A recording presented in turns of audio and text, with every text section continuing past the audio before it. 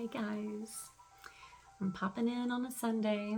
I had to come up to the spa to meet a client for a minute, so I get to jump on for just a second. And it's interesting, I asked Spirit, I said, what is the message of right now? Okay.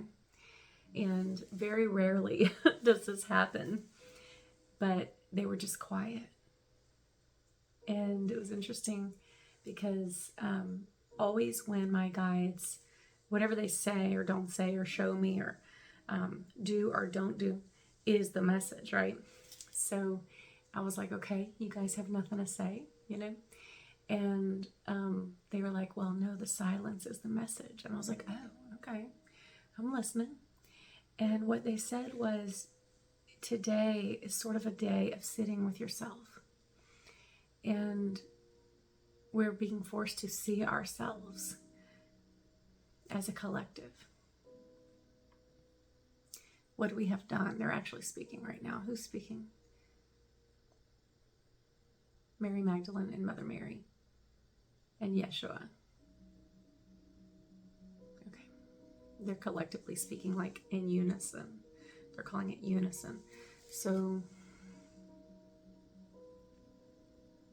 what are you saying? They're talking about something. Hold on. We, the collective, are responsible for the thoughts and the feelings and the judgments and the projections that we foster. That is what is being purged right now. False stories, false timelines, narratives that were not our own, anything that is not self will be purged in the next few days and weeks. That's what they're saying. We're being forced to see ourselves. There are life-changing events coming that will force us to all see ourselves. Remember, they're reminding me of something I've said over and over in videos. If you want to change the world, you change yourself. It is not our business to change another person. It is our business to work on ourselves, right? So when we work on ourselves, we can actually start seeing and feeling and experiencing progress. And they're saying the collective needs to see the need for change, right? And I think many people do, okay? But there is an aspect and parts of the collective that did not see what they're seeing right now, okay? And he's saying, how do you want to say this, Yeshua? He says there's an effort being made right now to get the collective to see that the chaos is correction. That there is correction in the chaos. It's happening simultaneously. I'm seeing these, what do you want to call these? Orbs. They're like big ones though.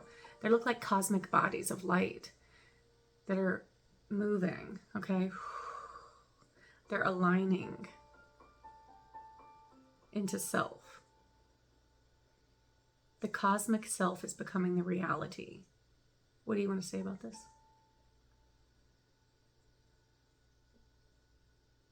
Okay. They're just saying the self is becoming self, and what they mean is the layers of lies that were put upon you, whether it was cultural lies, religious lies, political lies, food system lies, it doesn't matter. Any kind of abuse, mistreatment, those were things put on you, okay? They are being removed at this time. They will no longer be the reason why you do anything. Those false narratives have influenced life choices of everyone living in this realm at this time. If you remove the false narratives now, what can the self choose without the stories that were put upon the self? Okay, so what they mean is your soul is itself, okay? Who God created it to be, who it is, okay? And then there's all these things on top of you that are not you, okay? And when those things are removed, because the cosmos are aligning, okay, to help you remove all of that. I'm being reminded of a message. I have several that are coming this week, but I can't do them today. So I've written them all down, but they're tying in something. They want people to understand, especially religious people of any kind of religion, it doesn't matter. They're saying, just remember, like in the old scrolls, in the old, like the Bible, or, probably any old holy book, okay, that God's face is described as a flame, as pure light, fire, okay, plasma, okay, sounding familiar? And what we're beginning to see, these phenomena, okay, these orbs of light and all this spectacle that's going on, and just people are seeing things all over the world. There's sort of this purging going on with plasma, okay? And if you consider God,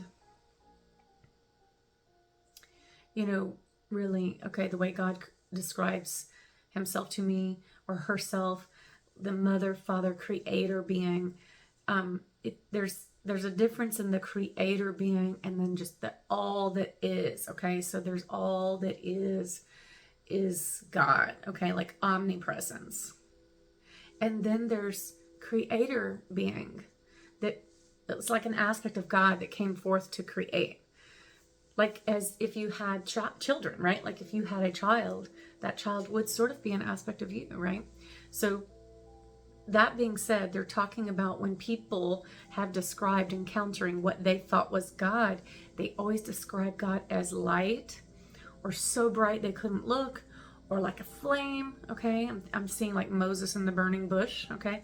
And like his whole demeanor was changed. Well, in the metaphysical world, we would say his whole aura changed. He glowed with light, okay? So there's a very strategic use of plasma being done right now on the planet. Gosh, I'm sorry. As soon as I said that, I saw like a rush of angelic energy, okay?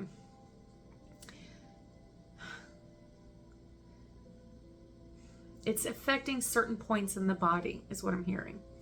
These points were stagnant, and they will be moved to purge the patterns that were like locking that grid down in the body, okay? So if you've had chronic pain for a long time, or stiff joints, or even just, physical health challenges that were chronic, though, I'm hearing like long term, there's a lot of purging that's about to happen. So you may start to find relief, okay, for the first time in many years. But it's happening because of God, like just bringing through this light, like through the body. He's showing like waves and waves of light are just like vibrating through us right now. As that's happening, what's interesting, he's talking about, he's saying to use the example of if you haven't seen someone in a long time, excuse me, I got a release from that. He said, if you haven't seen someone in a long time, like a year or 2 years or 3 years or 10 years, you'll see like major change in that person, right? Because it's been so many years. But if you see someone every day, you don't really notice, right? He says that's what's happening right now. Every day we are being purged with light, more and more and more and more and more. If we encountered ourselves right now, if like our 10-year ago self or 1 year ago self encountered us right now, they would be like, whoa, she's glowing. She's changing. See, we are already in higher realms than we were even a year ago, even yesterday. Okay? That is the nature of evolving. That is the nature of ascension. He says you already chose light before you came here. So your soul chose light before it came here. Sorry, he's bringing light language through my hands. So he's saying you already chose it.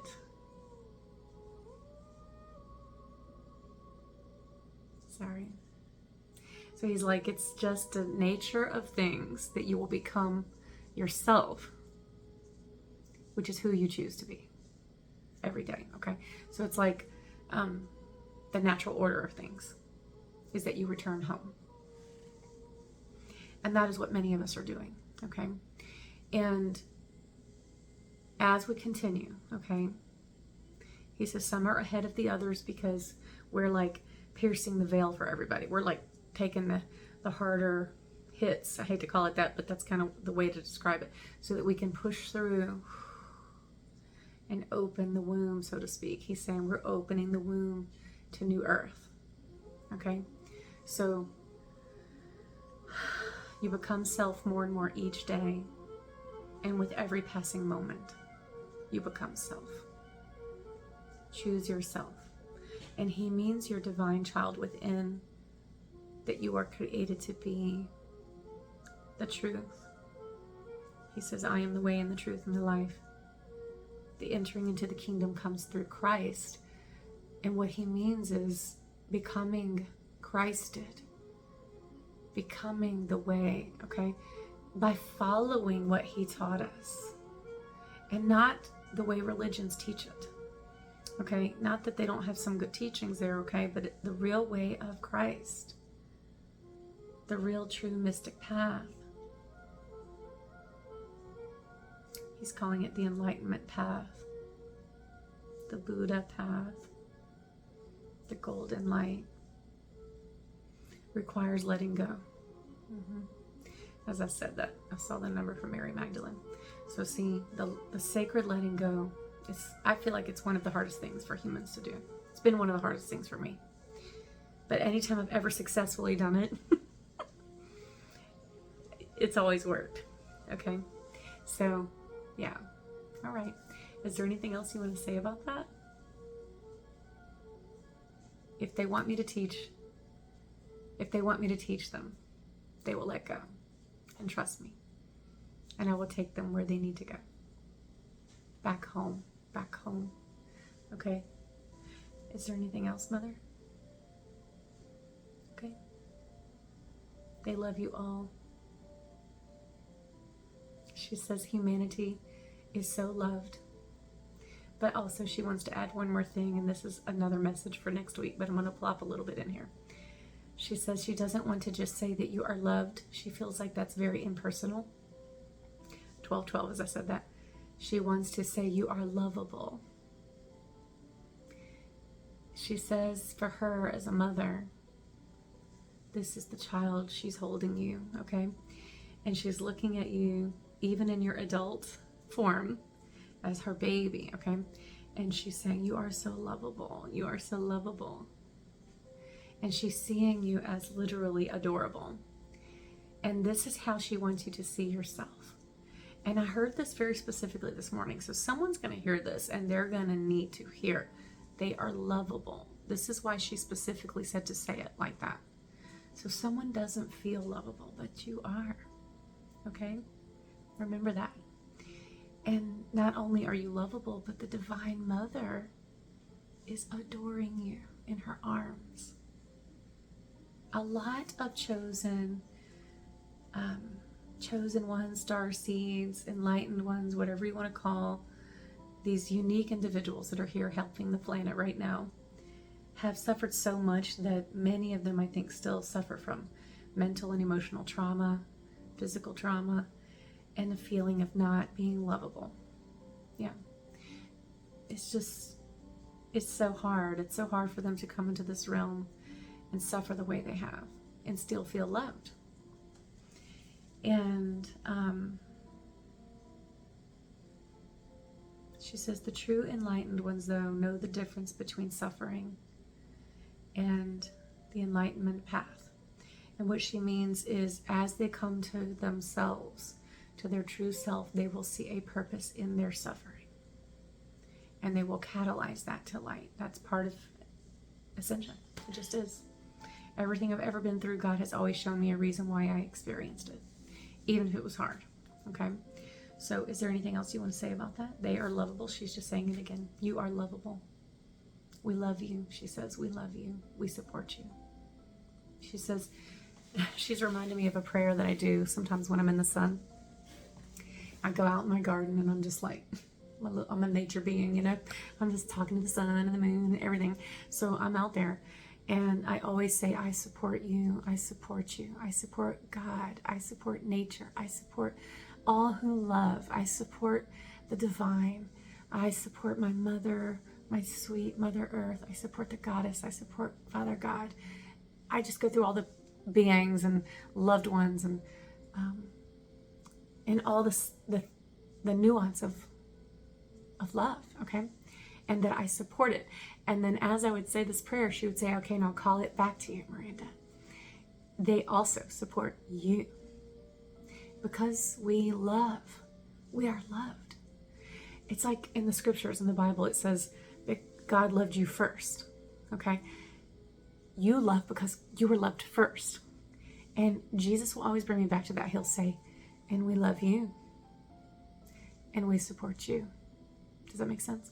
So someone needs to hear that. Because you have such a great heart. You are so tender, dear empath. You are so special, so lovable. All that love you have put into the world now comes back to you.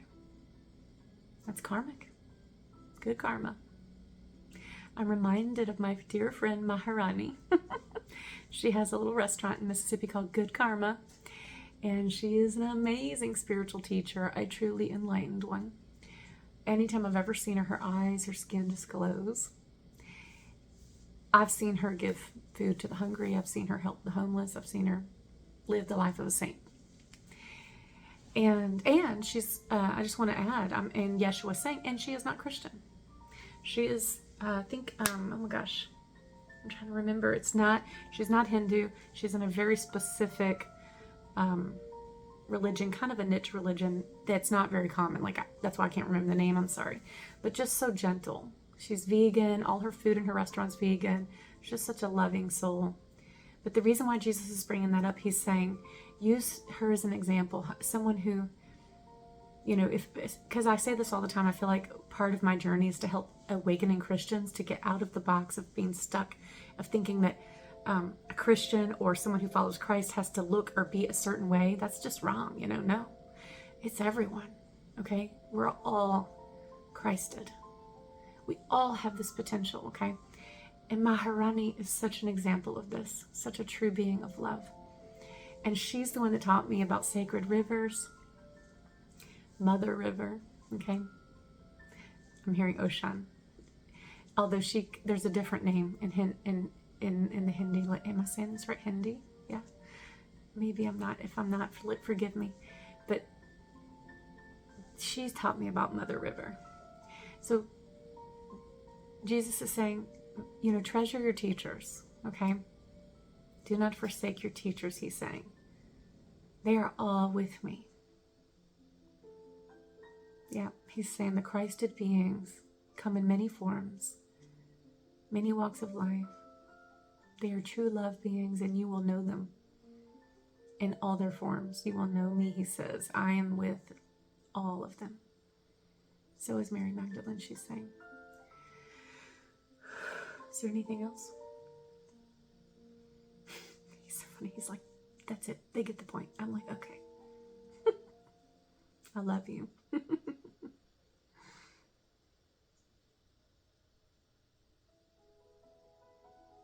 He says you will come through this. You will rise on the third day. So he's talking about the resurrection. So remember, when we die to an aspect of our old self, which we're doing right now, what did he say? All the layers that are not us are getting pulled off by this plasma pure light from God, okay? It will always you'll feel some loss when that happens, okay? A little bit of grief, because it's familiar. And there may feel like emptiness inside of you when you let go of something, right? An old thought pattern or feeling or teaching. He's saying, let me fill this up with my love for you. Let me love you. Do not ever think I didn't love you. Jesus is saying this. I always loved you. Do not believe the lies that I didn't love you. I loved you. I was with you every step of the way, he says. I am with you always. Till the end of time and the beginning. He's saying Alpha, Omega. Always. Eternally. He says, I never leave my children. I am the Father. He's saying, I am the Father. So there's so much love, you guys, and peace coming through this. I hope you feel it, okay? Anything else you want to say? Okay. He says, we love them all. Get ready. Okay? So, yeah. Get ready. I love you guys.